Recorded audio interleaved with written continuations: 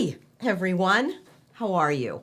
Welcome to Lunch Break with ATI. I'm Cindy Collins, one of the co-founders of Actors Theater of Indiana, the professional resident theater company at the Center for the Performing Arts in Carmel, Indiana, USA.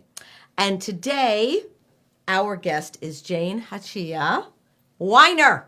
Jane Hachiya Weiner, welcome. Thank you. It's a pleasure to be here. Yeah, thank you so much. Jane and I have never met, so this is always interesting for me when people come on the podcast who I've never even met before. So it's always nice to meet a new person all the time. We're doing that all the time in this business. Every week you meet new people, which is fantastic. And you are the artistic director of the Ballet Theater of Carmel. That is But correct. academy as well. We want to get that in, right? Yes. So it is an academy, pre-professional academy. And so let's just dive right in. Okay, let's just dive right into what this whole animal of yours is about. Of course. We are a non-for-profit organization. Yes. And we focus on classical ballet as the main training item. We also teach a little bit of contemporary and modern. Okay. My main goal is to prepare dancers, should they choose, to be relevant in the collegiate and also the professional fields in ballet, both nationally and international. We espouse the American Ballet Theater National Training Curriculum, which is a 9-level ABT, ABT curriculum. Yep. And our teachers are certified in that, so we have a good pedagogy syllabus. That's nice. So we take the business seriously, but we also want it to be a place where young people come and find their heart's desire and their joy in the dance studio. So that's what we're about. Where do you where's your studio? Where's not where you perform? We'll get to the Right. Where Our current main facility is, ironically, is not a Carmel address. It is on the south side of 96th Street and Ditch Road. Okay. It is the southeast corner, southeast corner of 96th and Ditch. And we operate 2 studios, sometimes 3 out of that location. That's nice. That's great. But when you perform, when you do your performances, are you at Zionsville Performing Arts Center all the time? We do our 2, so during the year we produce 2 full-length ballets.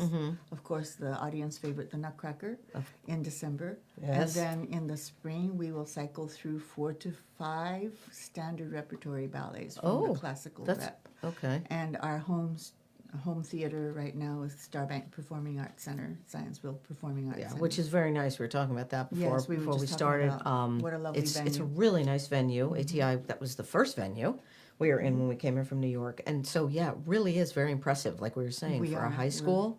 Absolutely. And the staff there are very knowledgeable and they're very savvy and seasoned. Well, the having arts, hosted the so arts many there in that different high school are very good. Yes. I've seen those kids. I agree. They're super talented. And the audiences that we draw in that particular venue are very, very sophisticated and I don't want to sound like a snob, but they come in appreciating I know what you're theater saying. Yeah, we're in an area that thank goodness that is the case. Yes. I agree with you.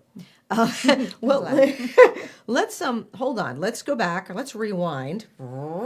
How did you even become get into dance? Become a dancer? Oh my gosh. What was your journey? What was your path? Oh, how sweet. And how you ended up being In the Indiana. artistic director and in Indiana, because you said you're from the East Coast. A little further east than that, I was born and raised in Japan. Okay. My father was U.S. military. My mother was Japanese. Okay. Which is already interesting, right there. It was fun to grow between 2 cultures. Yes. And at the age of 17, I got hired by a company in Tokyo named the Inoue Ballet Company. I started as an apprentice there at 17, right out of high school. In about 8 years, I was appointed principal. Well, before that, 5 years or so, I was appointed principal dancer. This is where I met so many of my mentors and coaches that are relevant to the performance we're about to do. Right. And this is ancient history. The dinosaurs were roaming down Main Street as I was dancing. So we hail way, way back. and that's I'm not shy about my age, but I also want that to be an asset to our dancers also. That's that right. There's a little bit of accumulated knowledge that's been passed down to me through the time. Eventually, at the end of about 8 years in Tokyo, I had a desire to expand my knowledge of the dance world and came to the States through Okay. Boston Ballet, and then was hired by Indianapolis Ballet Theater Okay. when they suddenly lost a dancer mid-season. So that was a very nice break for me, Wow. that I was basically hired without an audition, and Yeah. then Indianapolis That's has nice. been my home ever since. Oh my And I gosh. retired from professional dancing quite a while back in order to start a family and be able to raise children. Yeah. And then I have taught in the area, Butler Ballet, Right. Right. Sure. and such for up until now. And back in 2009, joined Performers Edge Dance Theater. Oh. Ron Morgan Yes. was the director back Yes. then. Yes. Ballet theater, and he's a great mentor of mine also, Okay. although I shouldn't. We're about the same age, so I Yes. don't know if he wants to be called a mentor. Great friend, and we had a ballet department within. Was his that when they were bigger over an school. old? When they That's were right. at their old That's right. building? That's Yeah. right. And when he chose to move away from running a school and focusing on his directorship work, producer work with musical theater, Yeah. we took some parents and created a non-for-profit and continued Okay. providing the ballet education. Yeah, because I remember that whole building just Yes, started- things changed so quickly in It Carmel. really was. They were all of a sudden. Performers Edge was like, I'm like, what happened? Where'd it go? You know, they kind of rented out part of it for Jazzercise. I remember that was, and then they had this, and then it. Then, Right. you know. So our sister school is Performers Edge Dance Theater. Jamie, the teacher of Okay. the competition and the contemporary work, Okay. has established a school on Range Line Road. Okay. And we established Good. our ballet academy over there on 96th and Ditch. That's So, great. Yeah. That's great. That's good. I mean, that's wonderful that So things that's just my did. brief history. in a Well, nutshell. let me ask you something. So you were born in Japan. Mm-hmm. There's your dad. Your dad stayed in Japan, obviously. yes. They got married. He stayed there. Yes. But there you were in that household with an American father, Mm-hmm. a Japanese mother. Do you have any siblings? No, I was an only child from Okay. this particular marriage of his. Okay. Yeah. And so you grew up obviously fluent in Japanese and in English, Right. I think which the is Japanese came is first. a very hard. It's a very hard language. Well, there's nothing to relate to. It's not like there's the common Latin roots or anything. There's nothing. It's so- not like a romance language or anything. No. It's very difficult. Our daughter is in her 4th year of Japanese, and she loves God it. bless her. Yes. She loves it, and she's very good. And I'm just like this. I feel like an idiot, And she's like, yes, the content. And she's. I love it. I'm like, oh my God. And I love that she. Yeah, we love that she loves that. But yeah, that must have been like. First thing 2 languages, right? Boom, right off the bat. You well, are the bilingual. English came second. You know? The English. Yeah. What's funny? The English came second, and I went to kindergarten in a Catholic kindergarten, and the nuns were from Australia. So my first English was very heavily Australian. Yeah, oh my accented, gosh. which was kind of fun, Oh But my gosh, yes. but Wow. yes, because of my schooling being at the American school, English did follow suit. And then when you were like, okay, you started dancing when you were probably itty bitty. Did you? I was a little late. It was a little older. I was 7. Well, hello. 7. 7. I mean, for ballet, yes, these that kids is, start at 3. I know. But there you I was were. 7. And then you were, when you, did you, when you were like, okay, I'm going to the States, were you like, I'm going to the States? Or you just were like, look, I just need to roam outside of Japan, Well, the company in Tokyo did send us. My director sent me to Paris to do a course of study with my French coach. So I had experience living in Toulouse, France, and Paris for 2 months at a time. And then we did a little touring with our company into Scotland, of all places, England, and also Italy. So had the taste of Europe. I was also sent for a course of study to New York with one of my other coaches. And then I had a taste of New York. Yes. And I was like, I want to come back to Fifth Avenue someday. And there you were in Boston, in Beantown. Right. So pretty close. Yeah, take the train, you know. But okay, so did you get that at the Boston Ballet? How did you get that position? Well, it was. What happened? What happened was when I was working in Tokyo, one of our contacts was the artistic director of the Paris Opera Ballet, and at the time, her name is Violette Verdi. Okay. Many people recognize her name in the dance business. Yeah. We hired a guest artist from the Paris Opera to partner me in Tokyo, and she was our contact person. So I got to know Violette through my work in the Tokyo Ballet Company, the Inoue Ballet in Tokyo. So when I was ready to, and I did, it was a hard leave taking, but I did leave Tokyo and wanted to kind of start fresh in the United States. Violette happened to be the artistic director of the Boston Ballet. Okay. And so almost incognito, she let me come in and take classes and get back in shape. There's such a thing when you leave the studio for anything over 6 months, you have to almost start from the beginning in any sort of But your theater muscle arts. memory though kicks in. Well, we tried, yeah. Yeah. And then at the end of that school year, she moved on to a different position, and a new interim director came in, and I had the option of staying and, staying on at Boston Ballet. But then in the meantime, somebody who was a principal dancer at Boston Ballet had pulled me aside and said, look, Indianapolis Ballet Theater just lost a dancer due to injury. They need someone very much, and would you explore that option? And It's nice. so So you have people helping you along the way. Everybody has people helping them. And, nobody gets anywhere without some help. No, it really, really is the kindness of people and good fortune. You know, I'm not extraordinary in any way, shape, or form except for the lucky breaks I've had my whole career. And so, about that. It's been a great. You're just humble. It's been a great ride. Yeah. So then, so when here you are. My God, you just came over by yourself. I mean, they were just like, Violette was like, come over, start taking classes in Boston, and there you were by yourself. I had my dad's relatives. I stayed with my Aunt Jessie. Okay. So that was cool. Okay, that's, that helps, right? So you weren't just like, here I am, and, right?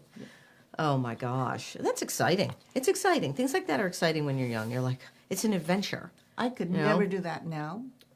But back then I didn't know any better, and I'm glad. Yeah. And so that landed me at Indianapolis Ballet Theater, and the original director that I was hired by is a man named by the name of George Verdak, and here comes the connection to the Spring Ballet, which we're about to do.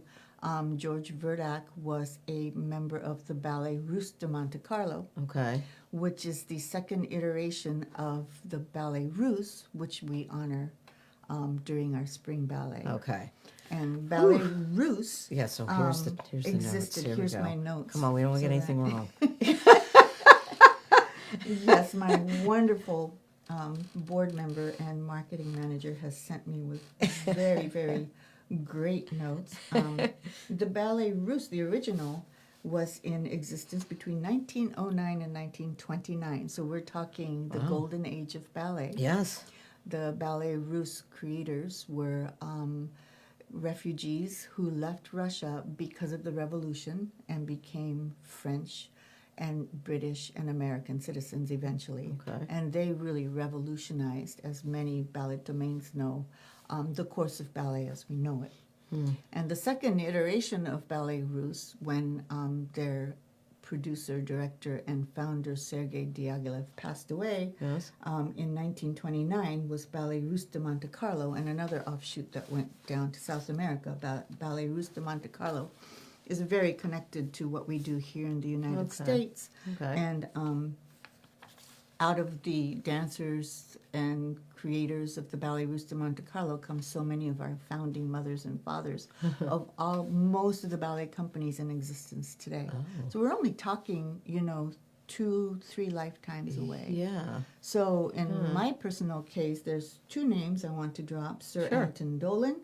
He was born in 1904. He was actually a member of the original Ballet Russe, the one that existed until 1929. Right. And he came to Tokyo to set a piece of his. And so I was in the studio being coached by someone from the original Ballet my Russe. God. Yeah. The other one is Serge Liffard, who was born in 1905, also a member of the original Ballet Russe. And he was in the studio with me in Paris, coaching me for Giselle.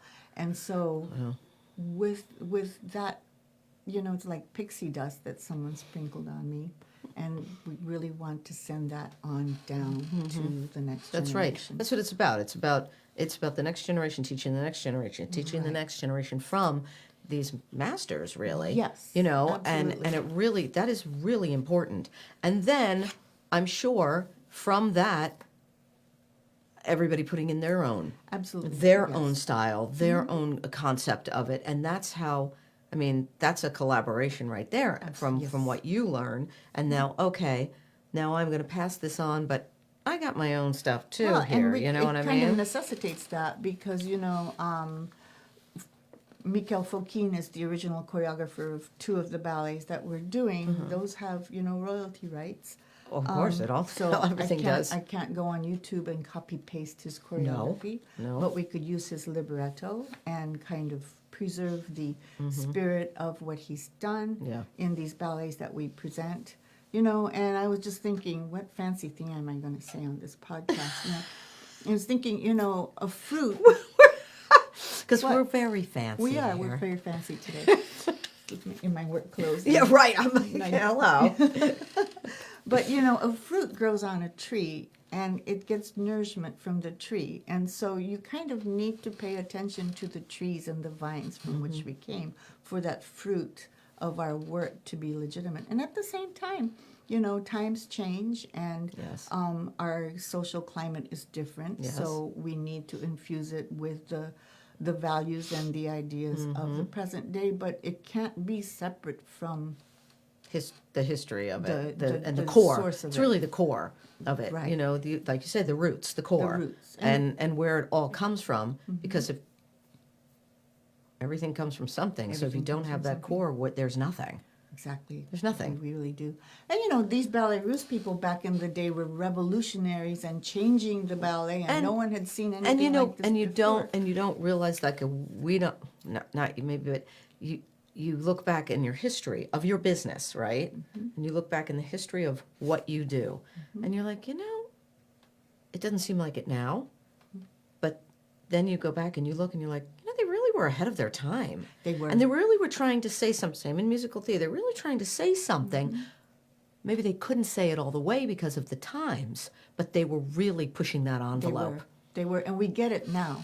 Right. And there's so many choreographers and directors who look back with such endearment on these people who really paved the way. Right. You know, and especially if you look at Ballet Russe history, the idea of one impresario who brought together, you know, the painters and the composers and created these productions and put on these beautiful ballets, and some of them were scandalous for the time. There were people walking out of theaters. They were throwing, I don't know where they got the tomatoes. but I heard- Vegetables? yes. The old vegetable throw? Yeah, the vegetable throw. Oh, yeah, sure. You know, but they Tuck it under their coat. They're like, listen, if we don't like this, I have some cabbage.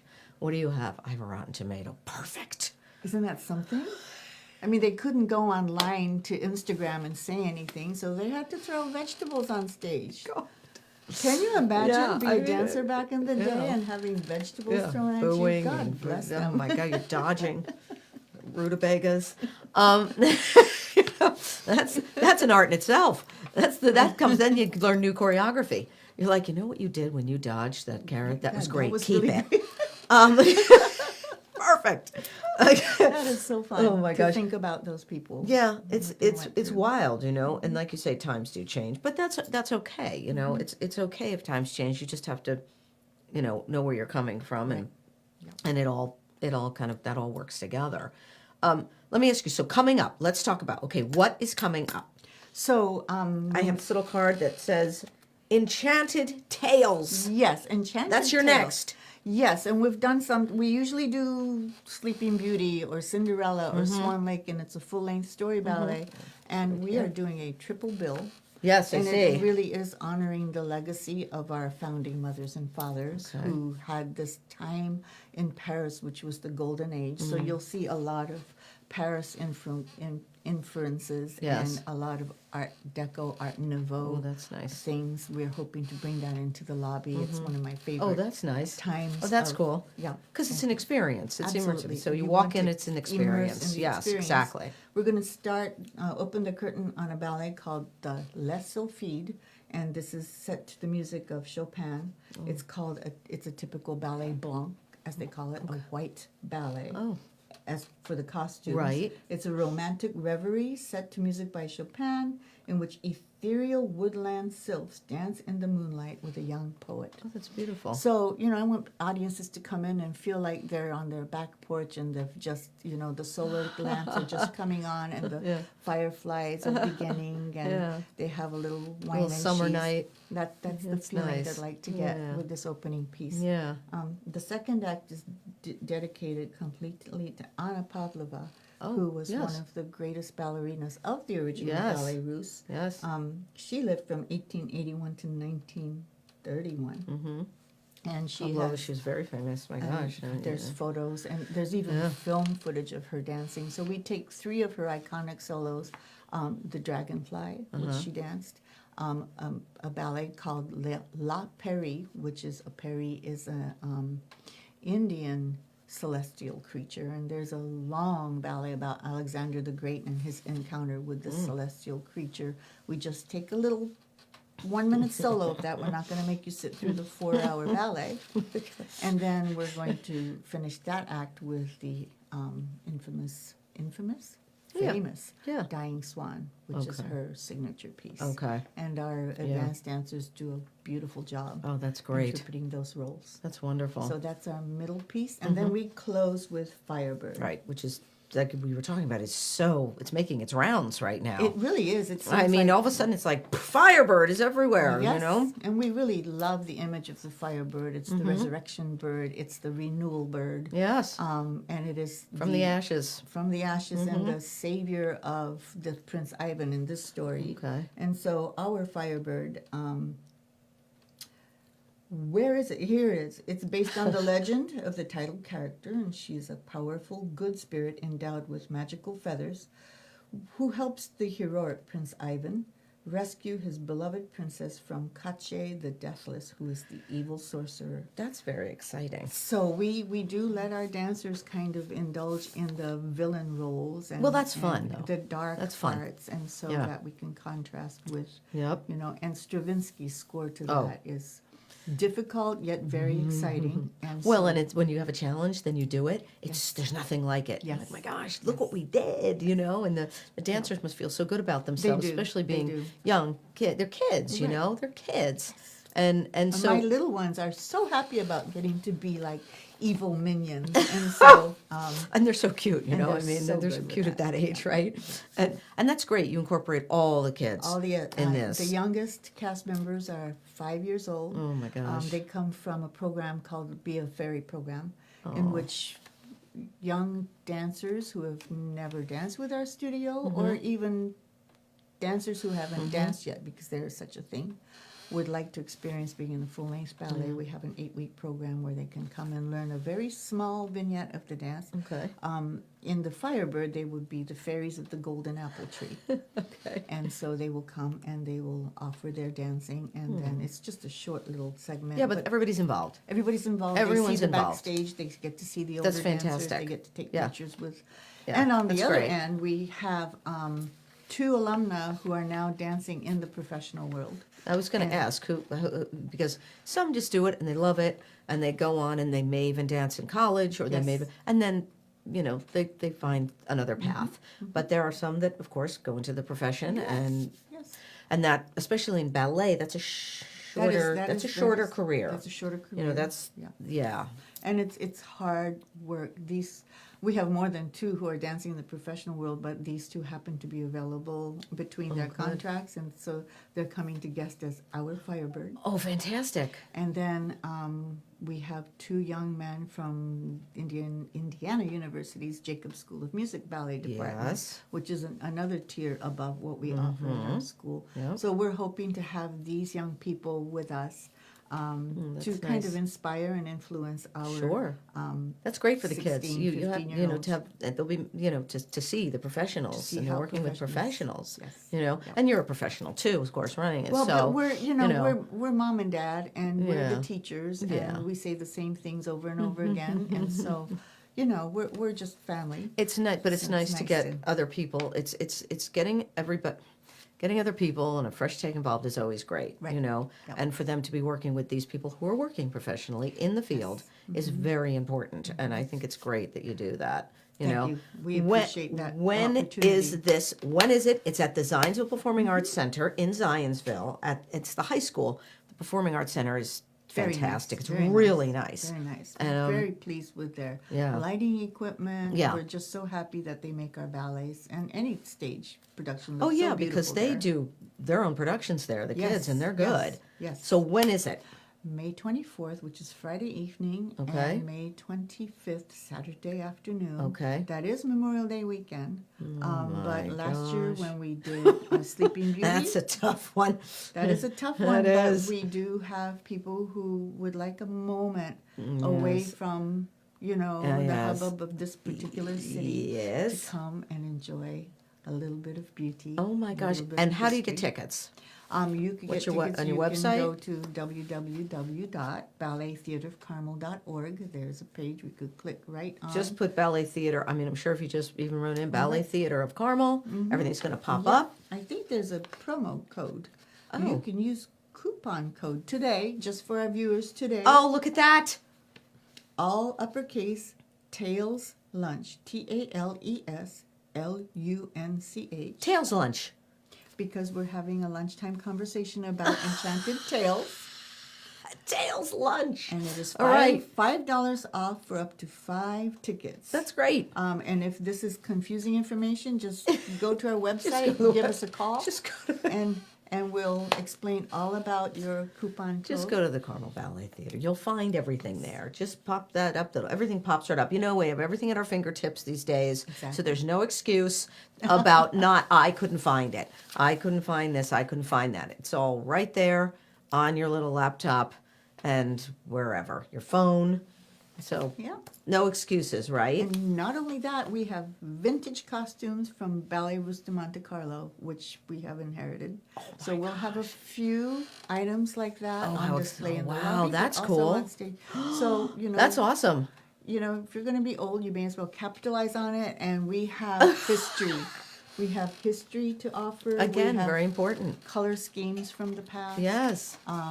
If you like anything Art Deco, Art Nouveau, Yeah, I love that we're stuff. the right place Oh, I love for that. that. If you like beautiful music by Chopin, Stravinsky, Mm-hmm. if you want to see dancers who are trained in this particular art form to understand nuance and quiet and stillness and also dynamics, we're the right place. So we're looking forward to inviting many Excellent. people to our afternoon. Yes, please support the arts, support ballet.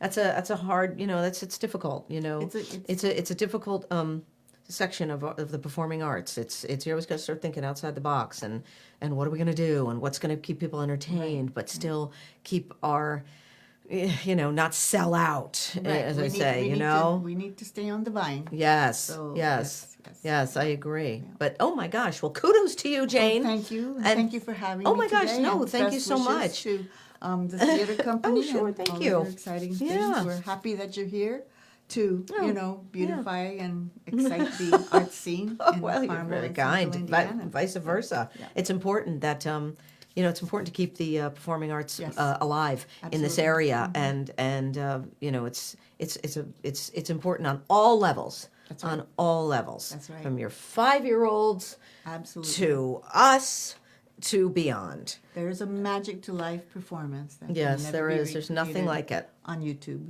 No, there's nothing like sitting in the audience and watching any live performance. There is no feeling like it when you see something. It's inspiring, keeps you inspired as a performer, and inspires people that are not performers but who want to keep the arts alive. That's right. And they were arts lovers and arts, appreciate the arts and give the money to keep the arts going. Let's That's call right. hey, does. that's part two.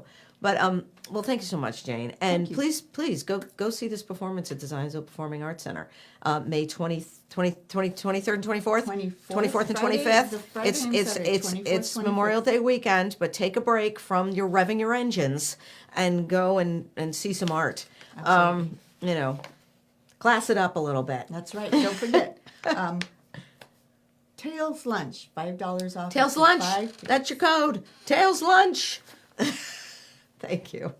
And thank you. Coming up for ATI, before we get off of this, is the reading called It Girl. It's about Evelyn Nesbit. It's by Paige Scott. That will be at the Carmel Public Library this Saturday, the 16th.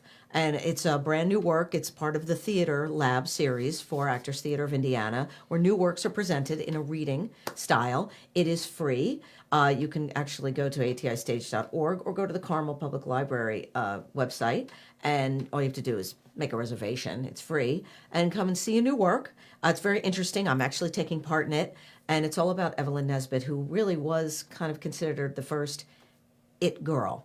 And so very interesting story about her life, taking place between the years 1902 and 1905, 06. It was the huge crime of the century, is what they called it, between when Harry Thaw killed Stanford White, and it was a big hullabaloo, and it kind of leads up to that and what her life was about. So anyway, that's that. And then next we have for main stage Forbidden Broadway, and that is so much fun, and that's going to be new material. It always is. This is about the 5th production that ATI has done of it, and there's always new material. So and that's always a lot of fun. And that is our last show of the season, April, May. So thank you so much. I'm Cindy Collins, Jane, and Hachiya Weiner. Oh, that's wonderful. Thank you. Look at that. And artistic director of the Carmel Ballet Theater. My gosh. So thank you so much. I've never spoken before in my life, so this is the first Neither have time. I, but it was fun. Thank you. Clearly. Anyway, thanks so much. See you next week. Bye-bye. Thank you so much. Oh, my It gosh, was of lovely. course. Thank you. was Likewise. lovely. Thank you. Likewise. Are we still on?